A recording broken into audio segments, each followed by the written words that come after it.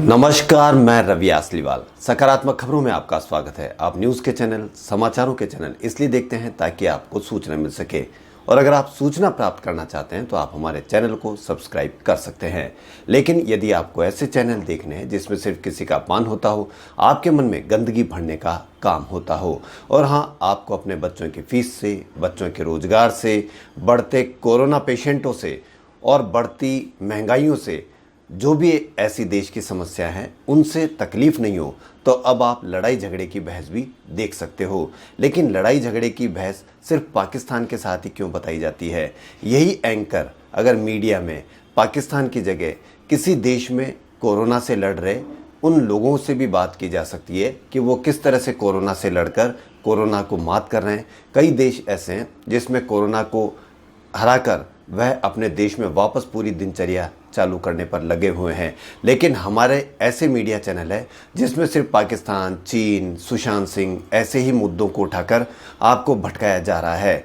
तो इसलिए ऐसे चैनल देखना छोड़ें, वरना वो अपने कामों में लगे हुए हैं। इसका आप पर क्या असर पड़ेगा, आप पे बच्चों पर क्या असर पड़ेगा, यह सोचने की बात है। और यह आज नहीं, आपको कल आपको वक्त बताएगा कि आप क्या खोते जा रहे हैं और क्या पाते जा रहे हैं।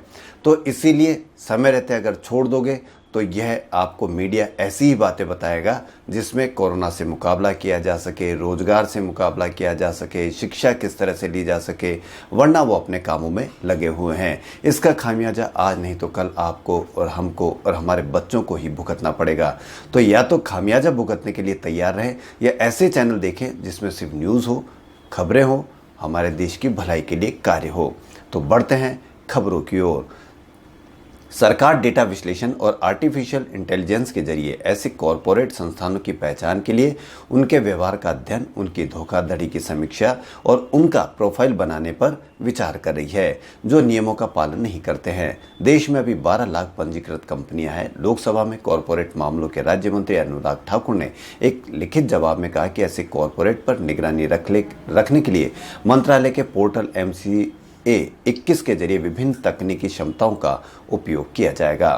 वहीं केंद्र सरकार ने रविवार को विदेशी अंशदान विनियमन विधेयक 2020 लोकसभा में पेश कर दिया। विधेयक में प्रस्ताव है कि किसी भी NGO के पदाधिकारियों को FCRA लाइसेंस के लिए रजिस्ट्रेशन के लिए आधार नंबर देना अनिवार्य होगा और सरकारी कर्मचारियों के विदेश से धन प्राप्त करने पर रोक रहेगी। इसमें केंद्र सरकार को किसी NGO या संस्था को विदेशी अंशदान विनियमन अधिनियम सर्टिफिकेट सरेंडर करने को अनुमति देने में सक्षम बनाने का प्रस्ताव किया गया है। विधेयक में प्रस्ताव दिया गया है कि कुल विदेशी फंड में 20% से अधिक प्रशासनिक खर्चों पर खर्च नहीं किया जा सकता है। वर्तमान में यह सीमा 50% है। राष्ट्रपति रामनाथ कोविंद ने जम्मू कश्मीर में नई राष्ट्रीय शिक्षा नीति लागू करने की बात कही। उन्होंने रविवार को कहा कि जम्मू कश्मीर में NEP को लागू करके जम्मू कश्मीर को ज्ञान, नवाचार और सीखने का केंद्र बनाने के दृढ़ प्रयास किए जाने चाहिए। वहीं कोविड-19 महामारी के दबाव में GST वसूली में आई गिरावट की भरपाई के लिए 21 राज्य कर्ज लेंगे। GST परिषद ने पिछले दिनों हुई बैठक में राज्यों को GST की भरपाई के लिए कर्ज लेने के लिए 2 विकल्प दिए थे।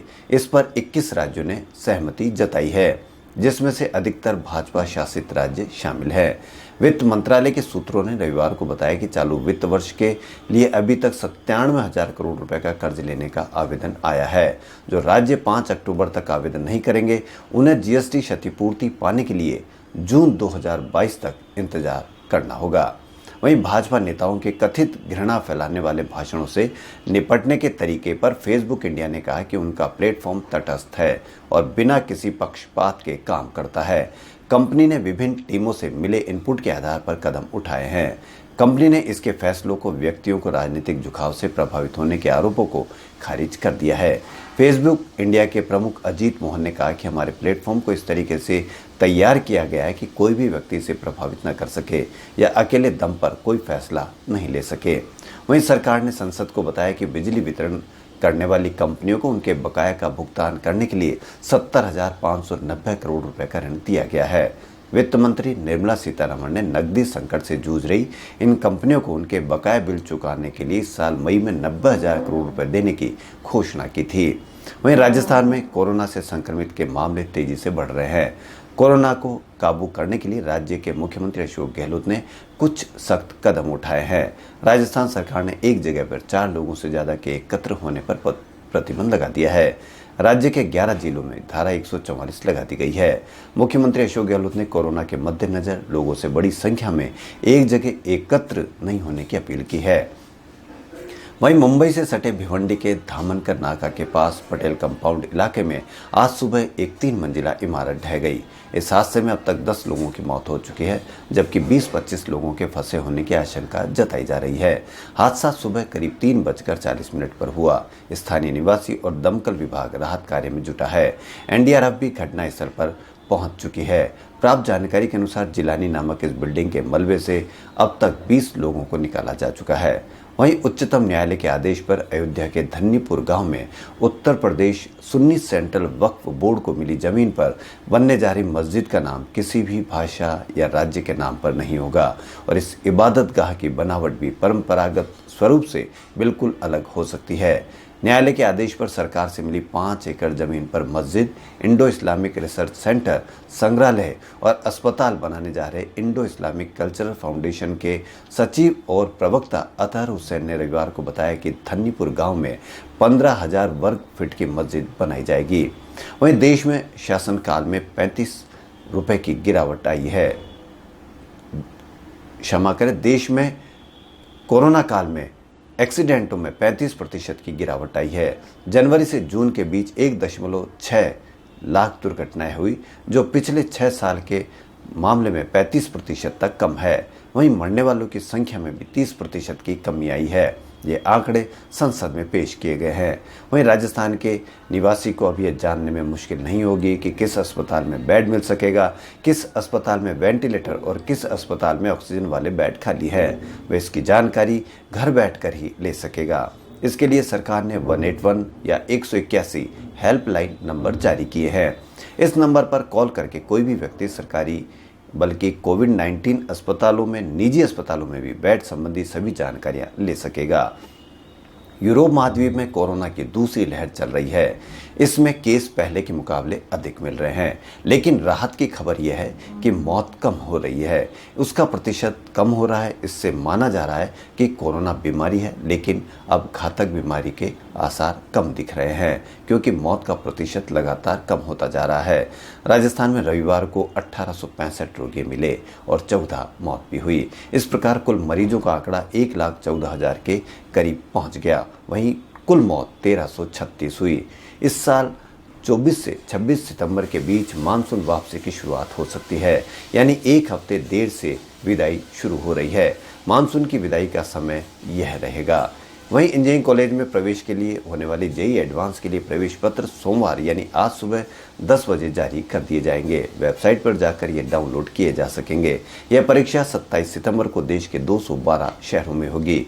अब तक मिले कुल राजस्थान में 1,14,000 से अधिक संक्रमितों में से 95,469 ठीक हो चुके हैं। महज एक महीने में ही रिकवरी रेट लगभग 6% बढ़ गई है। 20 अगस्त को रिकवरी रेट 76.83% थी, जो 20 सितंबर तक 83.02% पर पहुंच गई है।